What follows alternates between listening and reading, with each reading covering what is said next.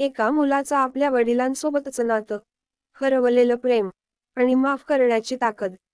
आदित्य देशमुख एक नावाजलेला IT engineer, मुंबईतील एका मल्टीनॅशनल कंपनीमध्ये senior project manager. AC office, चमचमीत गाडी आणि बँकेत गगनाला भिडणारं बॅलन्स. पण ह्या भक्कम बाह्य दुनियेच्या आत एक खचलेला, थकलेला आणि अंधारात हरवलेला आत्मा. त्याचे वडील सुधाकर देशमुख एका खेड्यातले शिक्षक. साधी राहणी, स्वाभिमानी वृत्ती आणि मुलासाठी झिजून गेलेलं आयुष्य. पत्नीचं निधन झाल्यावर त्यांनी आपला जीव फक्त एकाच गोष्टीत गुंतवला, आपला मुलगा मोठा व्हावा, आपल्याहून मोठा. पण मोठा झाल्यावर तो हरवला. एकेकाळी जे बाबा, माझी वही हरवली म्हणत धावत यायचं, ते आता मी मीटिंगमध्ये आहे म्हणून कॉल कट करायला लागलं.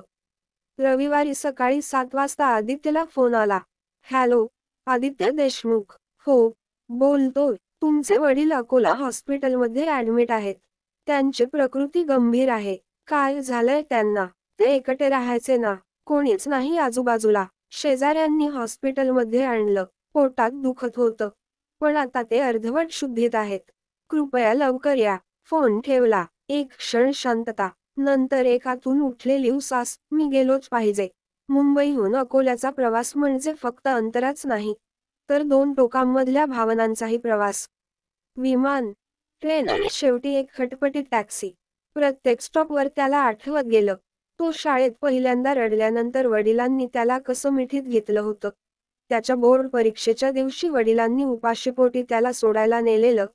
त्याने इंजिनिअरिंगला ऍडमिशन घेतल्यावर वडिलांचे डोळे पाणावले होते. माझं स्वप्न पूर्ण झालं बाळा. पण तो स्वतः हळूहळू दूर गेला. प्रत्येक वाढदिवशी वडिलांचा कॉल यायचा, देव तुला यश दे.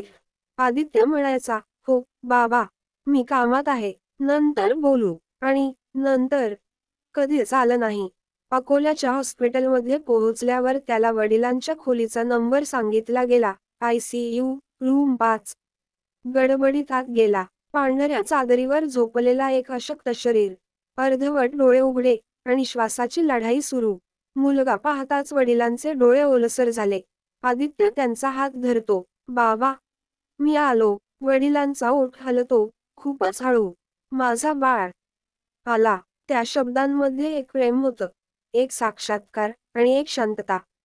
10 मिनिटांनी मॉनिटरवरची लाईन सरळ झाली.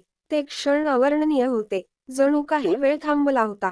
त्याला वाटलं, मी एवढा यशस्वी झालो, पण त्यांच्यासाठी काय दिलं? तो त्यांच्या जुन्या घरी गेला. एक जुनी कपाटं, एक डायरी, एक चष्मा आणि काही फोटो.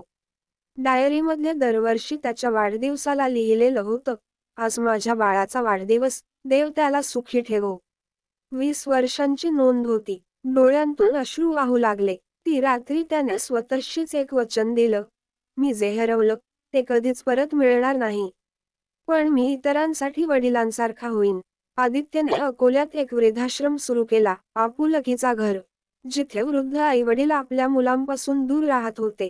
त्यांच्यासाठी तो मुलासारखा बनला. तो दररोज त्यांच्या शेजारी बसायचा, चहा द्यायचा, गप्पा मारायचा आणि एकच गोष्ट म्हणायचा, तुम्हाला बोलायचं ना, मी ऐकतोय. ती गोष्ट पुढे खूप पसरली. वर्तमानपत्रात बातम्या, टीव्हीवर मुलाखती, पण आदित्य काहीच बदलला नाही. त्याच्यासाठी प्रसिद्धी महत्वाची नव्हती, फक्त एक गोष्ट होती. तो दरवर्षी वडिलांच्या स्मरणार्थ एक कार्यक्रम घेत असे, जिथे शेवटी फक्त हेच म्हणायचा, माझ्या वडिलांनी मला शेवटी फक्त एक वाक्य म्हटलं होतं, माझा बाळ आला. तो शेवटचा शब्द माझ्या आयुष्याला अर्थ देऊन गेला. शेवट. ही कथा आहे पश्चात्तापाची, माफ करण्याची आणि नात्यांच्या पुनर्जन्माची. आईवडिलांच्या सेवेपेक्षा मोठं कोणतंही यश नाही. जर ही कथा तुमच्या मनाला स्पर्शून गेली असेल, आईवडिलांचं प्रेम आठवलं असेल, तर एक दाबा, कॉमेंटमध्ये प्रेम म्हणजे आईवडील लिहा. आणि अशीच हृदयस्पर्श कथा पाहण्यासाठी चॅनलला सबस्क्राईब करा आणि शेअर करा, जेणेकरून अजून कोणी एकटा वडील कधीही वाट पाहत बसणार नाही.